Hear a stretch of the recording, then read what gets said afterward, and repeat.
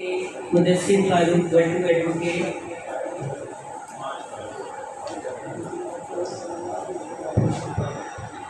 اور اب میں ناظر رسول مقبول صلی اللہ علیہ وآلہ وسلم کے لیے دعوت دوں گی جناب حافظ غلام نبی کھنڈارہ ایڈوکیٹ صاحب۔ بعد فاعوذ باللہ من الشیطان الرجیم، بسم اللہ الرحمن الرحیم۔ تبارک الذی بیدہ الملک وہو علی کل شیء قدیر، الذی خلق الموت والحیاۃ لیبلوکم ایکم احسن عملا، صدق اللہ العظیم۔ مولا تیری حمد کا ممکن ادراک نہیں ہے، تیری بات نہ ہو تو کوئی بات نہیں ہے۔ مولا میرے کسی کام کی ابتدا نہیں ہوتی جب تک میری زبان پہ تیری ثنا نہیں ہوتی۔ مولا ہر حمد کا مدعا تو ہی تو ہے، تجھ ہی کو ہے خبر جو در پردہ غیب ہے۔ سر عیا سر نہا جلوہ نما تو ہی تو ہے، ہر قلب کی ہر روح کی یہ صدا تو ہی تو ہے۔ شمس و قمر شجر و حجر جن و بشر ارض و سما، کل من علیہا فان الا سوا تو ہی تو ہے۔ نازا ہوں سعادت کے بول رول رہا ہوں، میزان عقیدت پہ انہیں تول رہا ہوں۔ چھوٹا ہوں مگر بول بڑے بول رہا ہوں، لوگوں تعریف محمد میں زباں کھول رہا ہوں۔ حضور آئے تو سر آفرینش پا گئی دنیا، اندھیروں سے نکل کر روشنی میں آ گئی دنیا۔ بجھے چہروں کا زنگ اترا، سکے چہروں پہ نور آیا۔ حضور آئے تو انسانوں کو جینے کا شعور آیا، حقیقت کی خبر دینے بشیر آیا نذیر آیا۔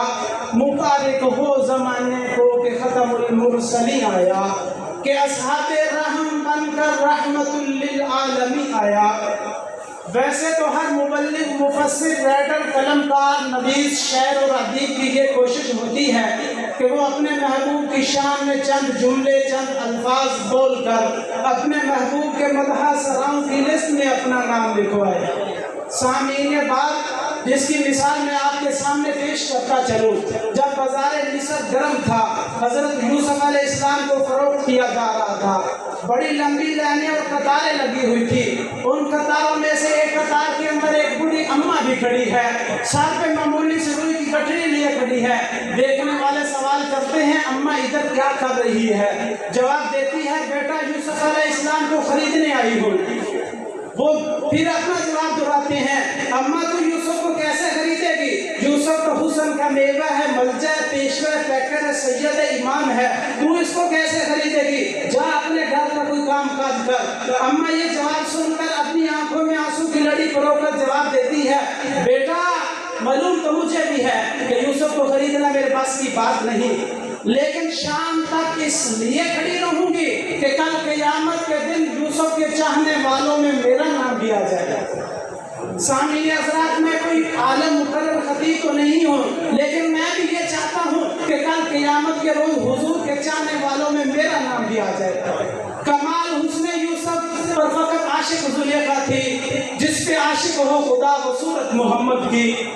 نہ اے عرش کرسی نہ چند تارے، شب روز دے ہندے نہ اے نظارے، نہ جن و بشر نہ کوئی پرندہ، حیاتی مماتی نہ مویا نہ زندہ، نہ حورہ دے قصے نہ آدم نہ ہوا، نہ یعقوب یونس نہ یوسف زلیخا، نہ تختاں دے تاجاں دے سلطان ہندے، نہ محلہ دے والی نہ دربان ہندے، کدی کسی نہ ملتی زندگانی، ہوا اے نہ ہندی نہ ہندہ اے پانی، کچھ بھی نہ ہندہ ظہوری، کسی چیز دا سایہ نہ ہوندا جے رب نے محمد بنایا نہ ہوندا۔